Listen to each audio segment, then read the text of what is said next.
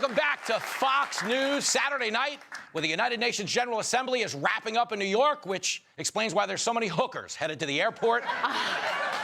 That's a true story. But this week will forever be defined by a scandal known as ESCALATORGATE that went viral after President Trump and First Lady Melania Trump were greeted by a broken escalator when they arrived. Check it out.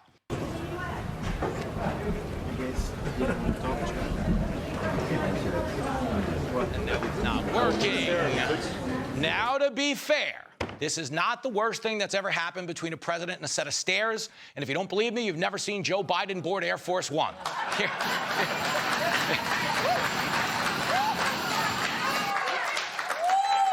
Now, forgive Joe, because Hunter is technically the one with the 12-step program. Stop it, Jimmy, with your little jokes. But all jokes aside, White House Press Secretary Caroline Leavitt not happy with the breakdown and vowed to get to the bottom of it. Listen to who she's talking about. First it was the escalator, then it was the teleprompter, and then Katie Pavlich from Town Hall, who we offered a seat in the press pool to cover the president's historic speech today, noticed that the audio inside of the room was much lower and different for the president of the United States than the previous speaker. So when you put all of this together, it doesn't look like a coincidence. Speak of the devil, and she shall appear. Joining us now, the aforementioned Fox News contributor Katie Pavlich, and her tag team partner for tonight, the incomparable Fox and Friends host Carly Shimkus is here. Bang!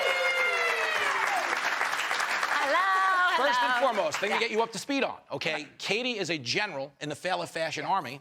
I think you could agree that we can enlist Carly Shimkus. She looks great. Does Carly Shimkus not look great? Oh, thank you, God. Well, listen. I can't attack your wardrobe because in this shiny jacket, I look like a leftover. You know what I mean? Don't put you in the microwave. Thank you. That would be bad, cause fire. Okay, but before we get to...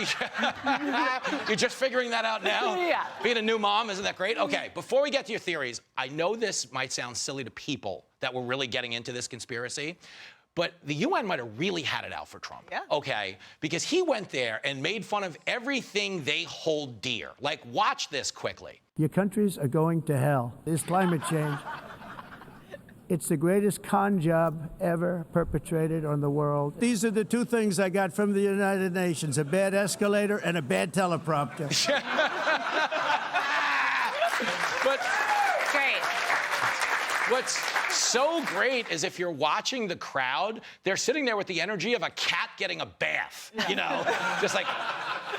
So my question to you, the all-knowing Katie Pavlich, is there any part of you that thinks this could have been, as the Beastie Boys call it, a sabotage? Look, I had to watch the speech on my phone with headphones because I was in the press pool and I couldn't hear. None of us could actually hear. I missed a quarter of the beginning of the speech because nobody could hear what he was saying. And apparently Melania told him that too after the speech. He asked her, how did I do? And she goes, I couldn't hear a dang thing you were saying. Really? Yeah. So they made him harder to hear. Yes. Because they didn't want the message getting out. Apparently. Or give me this, though, for the UN, as someone who knows a lot about them.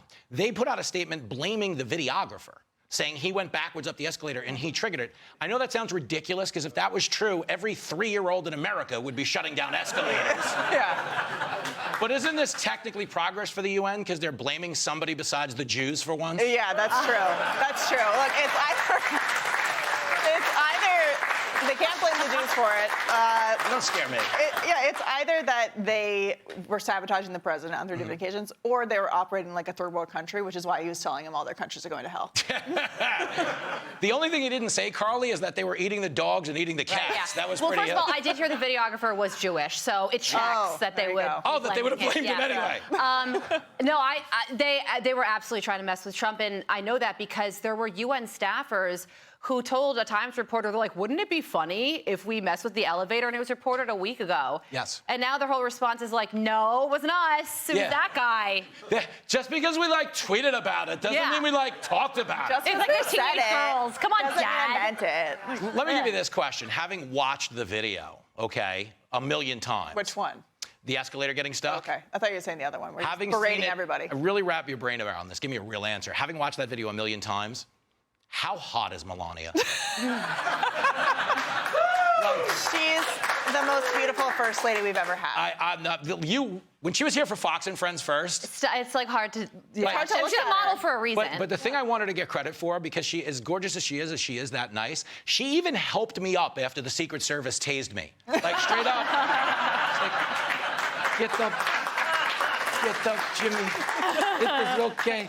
But I really think that there was something to it. Yeah. Do you know what would make me forgive the UN? What? Is if they just moved out of New York. Yeah. Where do you want them to go?